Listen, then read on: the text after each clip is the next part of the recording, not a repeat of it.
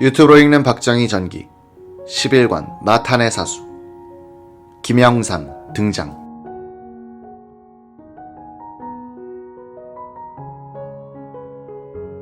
(1972년 10월 17일부터 1979년 10월 26일까지 계속된 박정희 대통령 하에 유신 통치기에 언론이 권력에 굴종하여 침묵했다고 단정하는 사람들이 많다. 당시의 신문처를 읽어보면 이런 주장이 얼마나 사실과 동떨어진 것인지 알 수 있다. 이 시기 언론과 야당은 권력에 대한 비판과 견제를 중단하지 않았다. 학생들과 종교계가 대정권 투쟁을 했던 것 이상으로 기자들은 직무의 범위 안에서 최선을 다했다. 이는 기자들의 용기에서 비롯된 것이기도 하지만 자유 언론의 생리이자 선비의 바른말하기 전통이 강한 한국적 풍토의 발로이기도 했다. 유신시대 언론의 정권 비판은 야당의 투쟁 강도와 정비례했다. 야당이 정부 비판에 앞장서면 언론은 반보쯤 뒤에서 따라갔다. 야당은 치열하고 적나라한 당내 투쟁으로 국민들을 실망시키기도 했으나 전당대회 같은 큰 집회에서는 대의원들이 놀라운 대의를 보여주기도 했다. 그들은 계보나 금전적 유혹을 추월하여 일반 국민들의 여망을 따르는 역사적 선택을 했다. 그 예가 1974년 8월 22일 신민당 전당대회에서 조직력과 금력이 가장 약한 47세의 김영삼 씨를 총재로 뽑은 사건이다. 이 선택은 그 뒤 약 10개월간 계속된 박 정권에 대한 민주화 세력의 거센 도전기를 연 단초가 됐다. 1974년 8월 23일자 거의 모든 신문은 이 사건을 일면 머릿 기사로 크게 보도했다. 조선일보는 일면 해설 기사를 통해서 김영삼 총재의 등장은 표로 표현된 야당성 회복이라고 분석했다.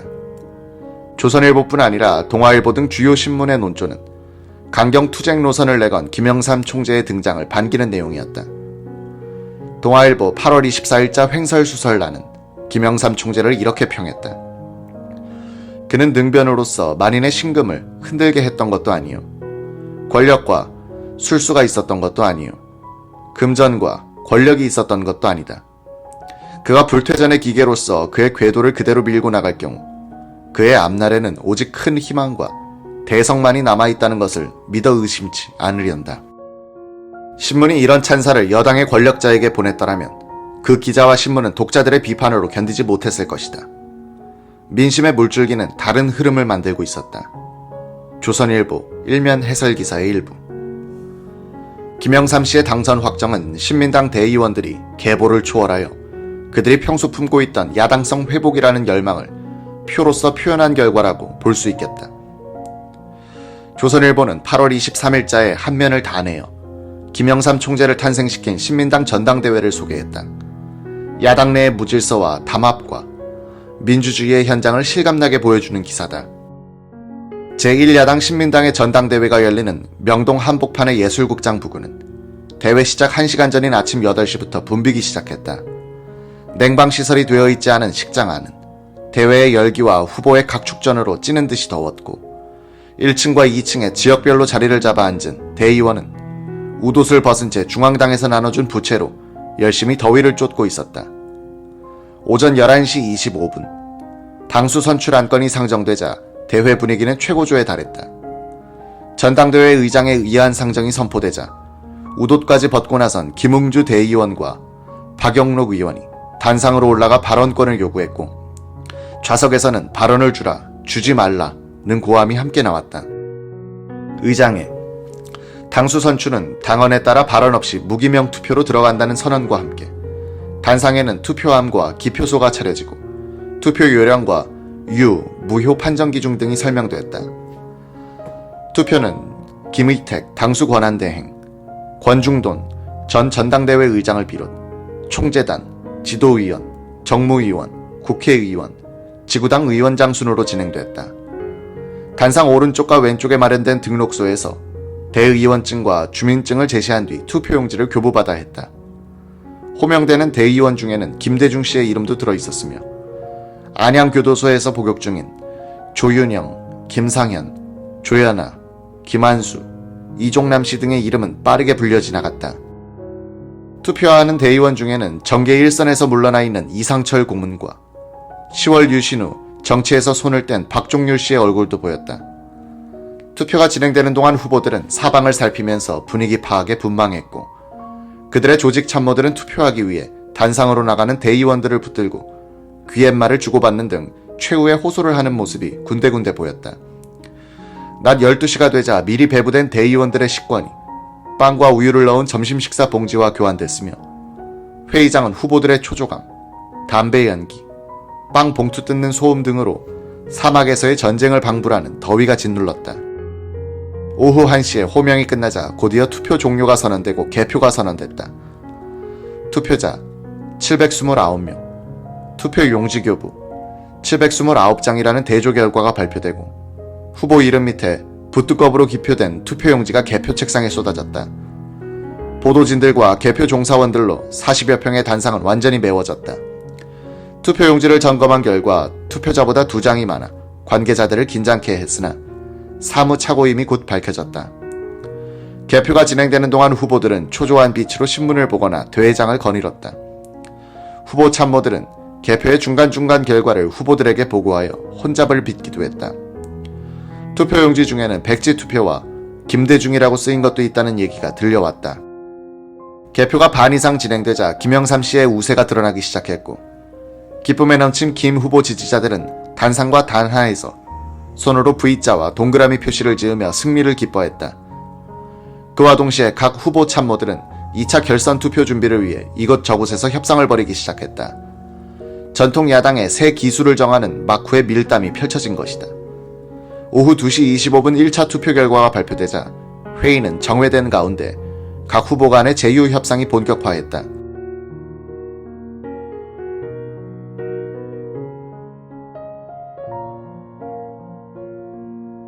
김영삼 씨는 고흥문 부총재와 같이 기자석 부근회와 귀옛말을 주고받았다. 이때 주고받은 얘기는 3일 전에 있었던 합의사항을 확인하기 위한 것이었다. 1차 투표가 진행되는 과정에서 정혜영 씨와 자리를 같이 한 김영삼 씨는 정 씨가 안주머니에서 제의에 관한 서류를 내놓으면서 제휴 문제를 거론했으나, 김 씨는 우리끼리 잘해보자면서 구체적인 얘기를 하지 않았다. 김 씨는 이때만 해도 정 씨의 표가 별로 많지 않을 것이란 예상 아래 이 같은 태도를 취한 것 같다.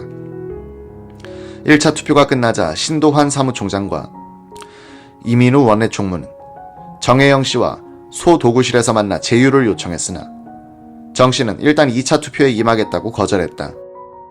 1차 투표 결과를 보고 이철승 씨는 겉보기에 담담한 표정이었지만 이 씨의 측근들은 정일영 씨의 김영삼 씨 지지 선언으로 뒤집혔다고 화를 내고, 송원영 의원은 정 씨 선언이 대세에 영향이 없었다고 말하기도 했다. 이 씨는 곧 참모 모임을 열어 김희택 씨를 지지하기로 결정했다. 오후 3시 회의는 막후 협상에서 사퇴를 결정한 고흥문 씨와 이철승 씨의 신상 발언으로 속개됐다. 고 씨와 이 씨는 각각 김영삼, 김희택 후보를 지지한다고 선언하여 대의원들로부터 우레 같은 박수를 받았다. 신상 발언을 끝낸 고 씨는 김 씨와 두 손으로 움켜잡고 높이 들었고, 이철승 씨도 김희택 씨와 마찬가지의 포즈를 취해 패자의 쓰라림을 딛고 깨끗하게 협조하는 아름다운 모습을 보였다. 투표는 1차와 같은 방식으로 진행돼 오후 4시 30분에 끝났다. 2차 투표의 집계가 계속되고 김영삼 후보가 당선권에 미달되는 우세로 나타나자 회의장엔 이상한 분위기가 감돌기 시작했다. 당원에 따라 응당 뒤따를 3차의 결선 투표가 있는 대신 회의를 다음 날인 23일로 연기하려는 세력이 머리를 들기 시작한 것이다. 회의가 하룻밤 연기되면 자금 등 여러 면에서 열세인 김영삼 후보가 불리하리라는 것은 대부분 사람들의 일치된 견해였다.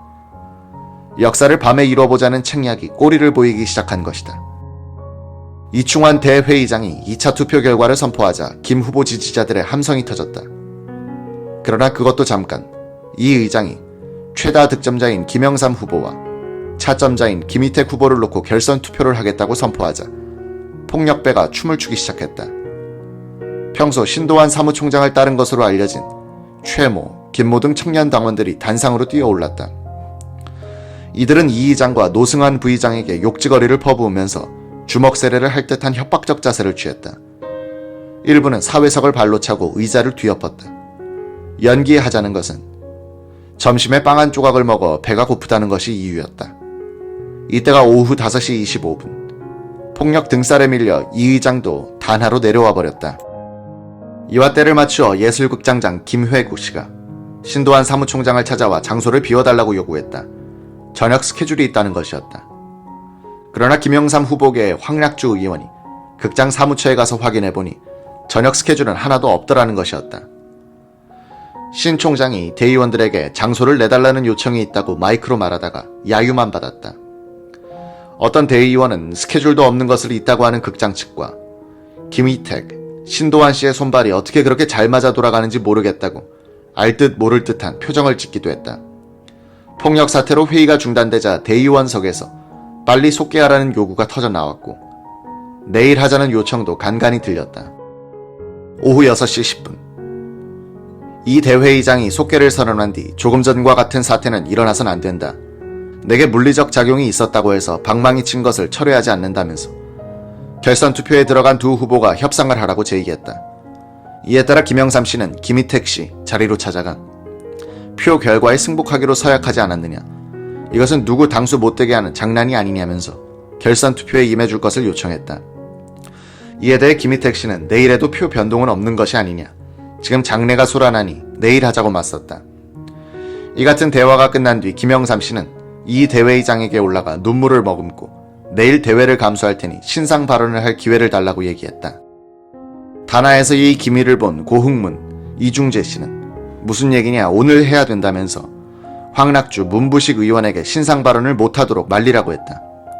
고 씨는 내일 하면 다 틀리는 것이라면서 밤을 대회의장에서 보내는 한이 있더라도 오늘 결선 투표를 해야 한다면서 황락주 의원의 등을 단상으로 밀어 황 의원이 김영삼 씨의 신상 발언을 못하게 막았다.